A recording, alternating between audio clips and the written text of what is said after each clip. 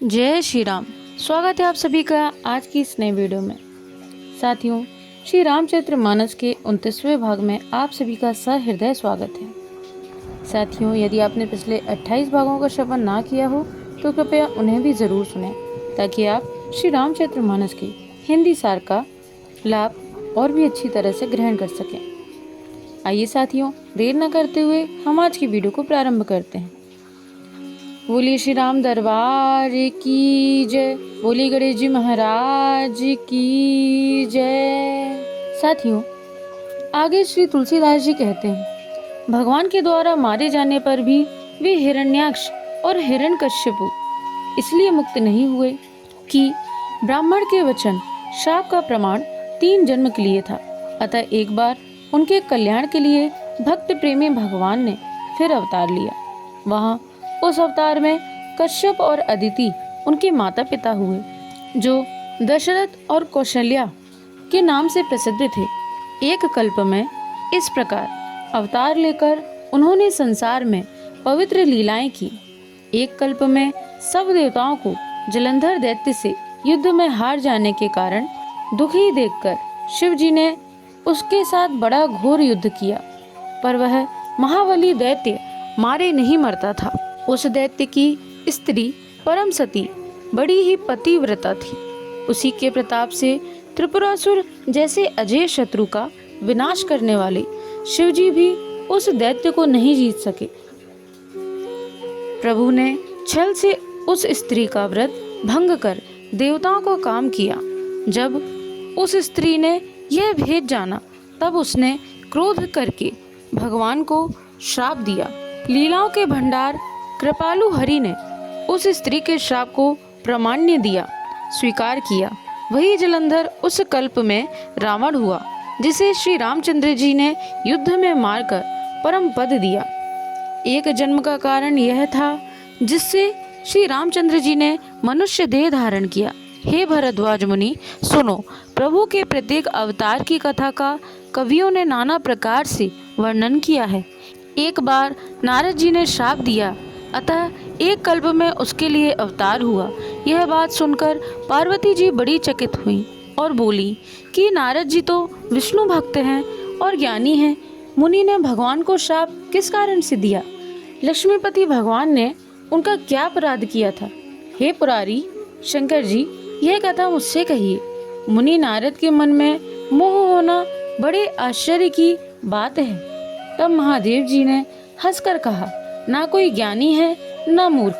श्री रघुनाथ जी जब जिसको जैसा करते हैं वह उसी क्षण वैसा ही हो जाता है। याज्ञवल्क्य जी कहते हैं, हे भरद्वाज, मैं श्री रामचंद्र जी के गुणों की कथा कहता हूँ, तुम आदर से सुनो। तुलसीदास जी कहते हैं, मान और मद को छोड़कर आवागमन का नाश करने वाले रघुनंदन जी को भजो। हिमालय पर्वत में एक बड़ी पवित्र गुफा थी। उसके समीप ही सुंदर गंगा जी बहती थी। वह परम पवित्र सुंदर आश्रम देखने पर नारद जी के मन को बहुत ही सुहावना लगा। पर्वत, नदी और वन के सुंदर विभागों को देखकर नारद जी का लक्ष्मीकांत भगवान के चरणों में प्रेम हो गया। भगवान का स्मरण करते ही उन नारद मुनि के श्राप की, जो श्राप उन्हें दक्ष प्रजापति ने दिया था और जिसके कारण वे एक स्थान पर नहीं ठहर सकते थे, गति रुक गई और मन के स्वाभाविक ही निर्मल होने से उनकी समाधि लग गई। नारद मुनि की यह तपोमय स्थिति देखकर देवराज इंद्र डर गया। उसने कामदेव को बुलाकर उसका आदर सत्कार किया और कहा कि मेरे हित के लिए तुम अपने सहायक को सहित नारद जी की समाधि भंग करने को जाओ। यह सुनकर मीनध्वज कामदेव मन में प्रसन्न होकर चला। इंद्र के मन में यह डर हुआ कि देवर्षि नारद मेरी पुरी अमरावती का निवास राज्य चाहते हैं। जगत में जो कामी और लोभी होते हैं, वो कुटिल कौवे की तरह सबसे डरते हैं। जैसे मूर्ख कुत्ता सिंह को देखकर सूखी हड्डी लेकर भागे और वह मूर्ख यह समझे कि कहीं उस हड्डी को सिंह न छीन ले, वैसे ही इंद्र को नारद जी मेरा राज्य छीन लेंगे ऐसा सोचते लाज नहीं आई। जब कामदेव उस आश्रम में गया, तब उसने अपनी माया से वहाँ वसंत ऋतु को उत्पन्न किया। तरह तरह के वृक्षों पर रंग बिरंगे फूल खिल गए। उन पर कोयलें कूकने लगी और भौरे गुंजार करने लगे। कामाग्नि को भड़काने वाली 3 प्रकार की शीतल, मंद और सुगंध सुहावनी हवा चलने लगी। रंभा आदि नवयुवती देवांगनाएं, जो सबकी सब काम कला में निपुण थीं, वे बहुत प्रकार की तानों की तरंग के साथ गाने लगी और हाथ में गेंद लेकर नाना प्रकार के खेल खेलने लगी। कामदेव अपने इन सहायकों को देखकर बहुत प्रसन्न हुआ और फिर उसने नाना प्रकार के मायाजाल किए, परंतु कामदेव की कोई भी कला मुनि पर असर न कर सकी। तब तो पापी कामदेव ने ही नाश के भय से डर गया। लक्ष्मीपति भगवान जिसके बड़े रक्षक हो, भला उसकी सीमा मर्यादा को कोई दबा सकता है। तब अपने सहायकों समेत कामदेव बहुत डरकर और अपने मन में हार मानकर बहुत ही आर्त दीन वचन कहते हुए मुनि के चरणों को जा पकड़ा। नारद जी के मन में कुछ भी क्रोध न आया। उन्होंने प्रिय वचन कहकर कामदेव का समाधान किया। तब मुनि के चरणों में सिर नवाकर और उनकी आज्ञा पाकर कामदेव अपने सहायकों सहित लौट गया। देवराज इंद्र की सभा में जाकर उसने मुनि की सुशीलता और अपनी करतूत सब कही, जिसे सुनकर सबके मन में आश्चर्य हुआ और उन्होंने मुनि की बड़ाई करके श्री हरि को सिर नवाया। तब नारद जी शिव जी के पास गए। उनके मन में इस बात का अहंकार हो गया कि हमने कामदेव को जीत लिया। उन्होंने कामदेव के चरित्र शिव जी को सुनाए और महादेव जी ने उन नारद जी को अत्यंत प्रिय जानकर इस प्रकार शिक्षा दी।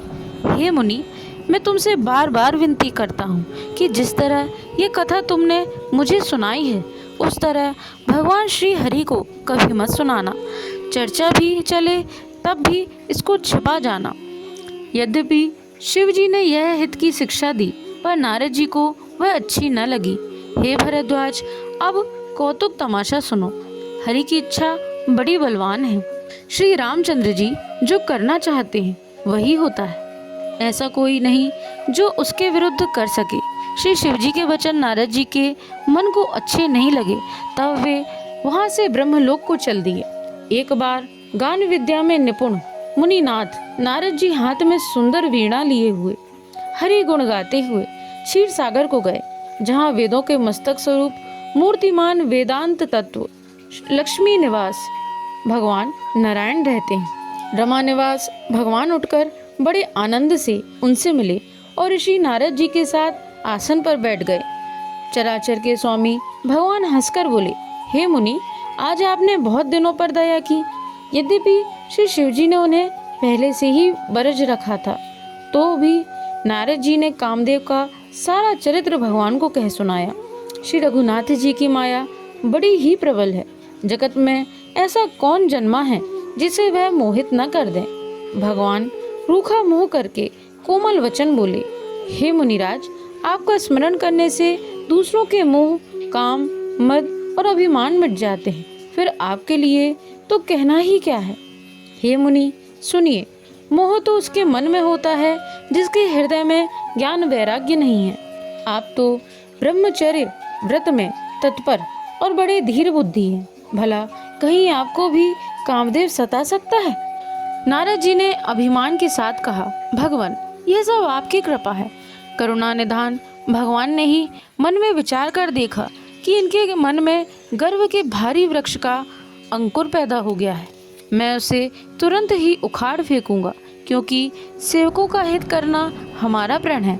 मैं अवश्य ही वह उपाय करूंगा जिससे मुनि का कल्याण और मेरा खेल हो। तब नारद जी भगवान के चरणों में सिर नवाकर चले। उनके हृदय में अभिमान और भी बढ़ गया। तब लक्ष्मीपति भगवान ने अपनी माया को प्रेरित किया। अब उसकी कठिन करनी सुनो। उस हरि माया ने रास्ते में 100 योजन 400 कोस का एक नगर रचा। उस नगर की भांति भांति की रचनाएं लक्ष्मी निवास भगवान विष्णु के नगर बैकुंठ से भी अधिक सुंदर थी। बोलिए श्री राजा राम सरकार की जय। बोलिए गणेश जी महाराज की जय। बोलिए हनुमान जी महाराज की जय। बोलिए राम दरबार की जय। साथियों, तो यह था श्री रामचरितमानस के हिंदी सार का 29वां भाग। आशा करते हैं आपको यह वीडियो अवश्य पसंद आई होगी। साथियों, यदि आप चैनल पर नए हो और आपने अभी तक हमारे चैनल को सब्सक्राइब ना किया हो तो चैनल को सब्सक्राइब करके बेल आइकन अवश्य प्रेस करें, ताकि आप श्री रामचरितमानस के हिंदी सार का श्रवण शीघ्र कर सकें। आपसे निवेदन है, इस वीडियो को अपने सभी से संबंधियों के साथ अवश्य शेयर करें, ताकि वे भी श्री रामचरितमानस के हिंदी सार का श्रवण नित्य प्रति कर सकें। आज के लिए साथियों इतना ही। आपका दिन मंगलमय हो। जय श्री नारायण, जय श्री हरि, राधे राधे।